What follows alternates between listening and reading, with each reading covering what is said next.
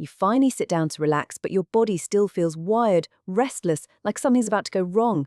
Nothing is wrong. So why can't you just calm down? Why is my nervous system stuck in fight or flight? Right, so here's the thing, mate. Your body's not broken. It's just learned a setting and got stuck on it. You've been running on bad sleep, too much caffeine, blood sugar all over the place, maybe some old stress that never really got sorted. And over time, that just becomes the baseline. The body never got a proper recovery window, yeah?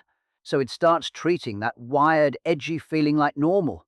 And then something small happens, nothing serious, and it sets off a massive surge because the system was already halfway up before anything even happened. It's like a car engine that never fully cools down. You keep starting it hot, it's going to run rough. That's not anxiety, mate. That's just the body doing exactly what it learned to do. It's running a program. And that program got written through stress, inflammation, poor sleep, maybe some hormonal stuff. It's mechanics, little buddy. Plain and simple. Why is my nervous system stuck in fight or flight?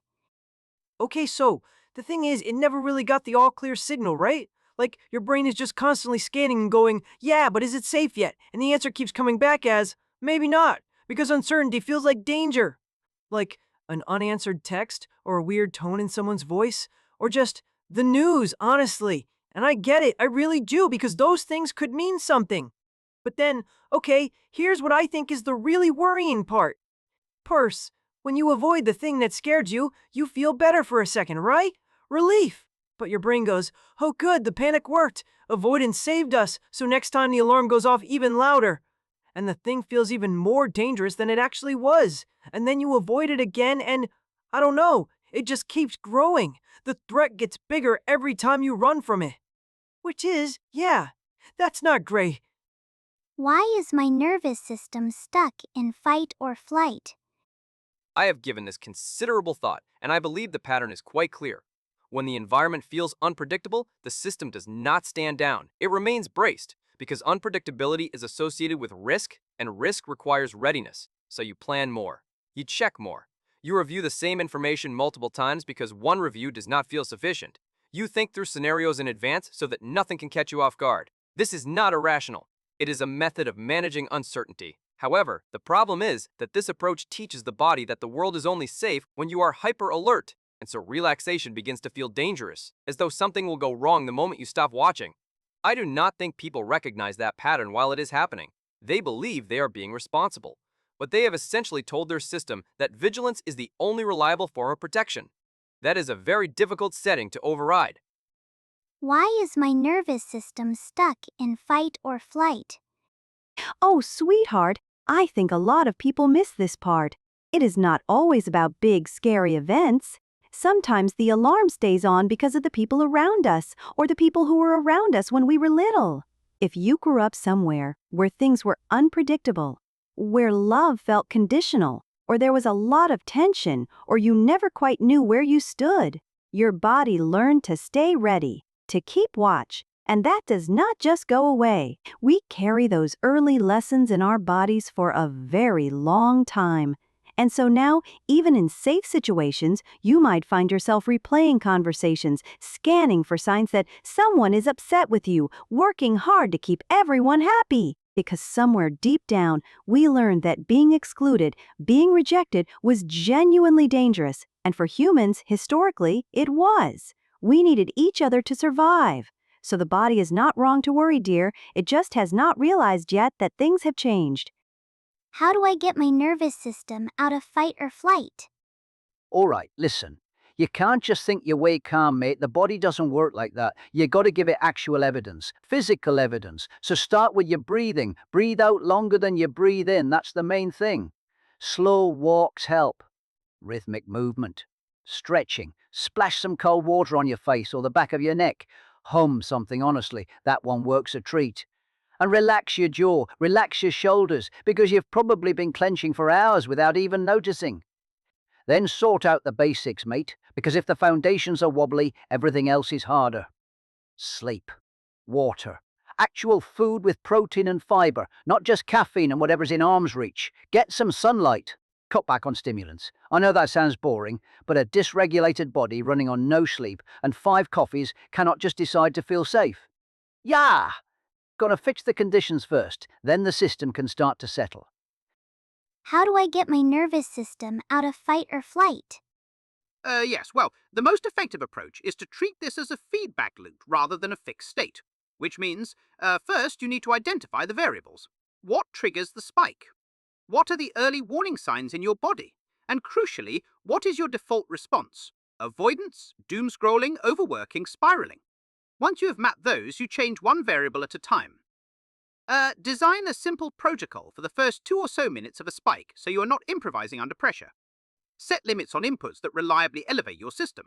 And then, this part is important. Gradually face the situations you have been avoiding. Not all at once, that would be counterproductive, but incrementally, so your brain accumulates evidence that it can cope and that nothing catastrophic occurs. Track what works. Honestly, most people abandon strategies before they have enough data to evaluate them properly. Put simply, you are retraining a pattern, and patterns require repetition to change. How do I get my nervous system out of fight or flight? You know what I think, sweetheart? So much of this actually happens to other people, not just talking about it, but genuinely being with someone who makes your body feel at ease. There is a real difference between people who leave you feeling drained and braced and people who leave you feeling settled. And we do not always choose carefully enough there. So start by spending more time with the ones who feel safe. And if there is something you need, dear, ask for it directly. Honest, low-drama conversations do more for us than we realize. And it is okay to step back from relationships where you always feel like you are walking on eggshells, because that keeps the alarm running. Even small things matter so much. A meal together, real eye contact, being properly heard. Those moments are not small at all. They are telling your whole system you are not alone. You are not in danger. We are here. And that is often exactly what is needed. How do I get my nervous system out of fight or flight? Oh, friend, can I just say something gently first? Your system is not broken. It is just trying to protect you, and it learned to do that by staying a little too ready for a little too long.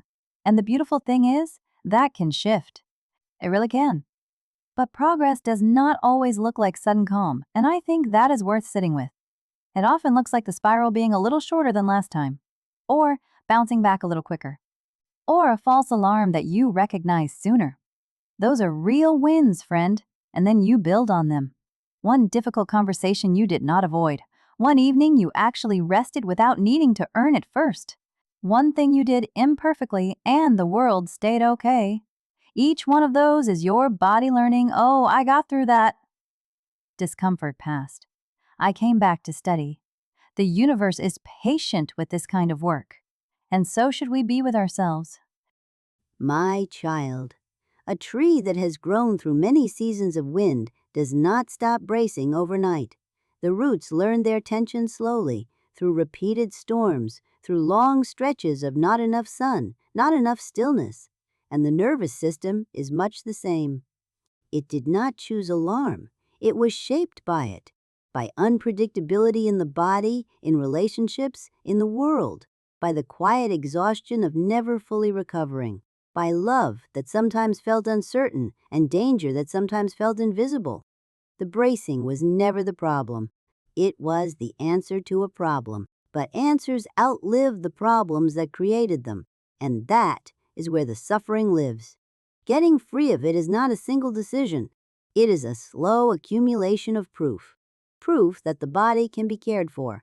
Proof that some people are safe. Proof that hard moments pass and you are still standing on the other side of them. The system does not need to be forced into calm, child. It needs to be shown over and over in small and honest ways that it does not have to do this alone anymore. If you made it this far, you're gonna want to see what comes next. Hit subscribe so you don't miss our next video, and click the video on screen now to keep learning more. See you in the next video.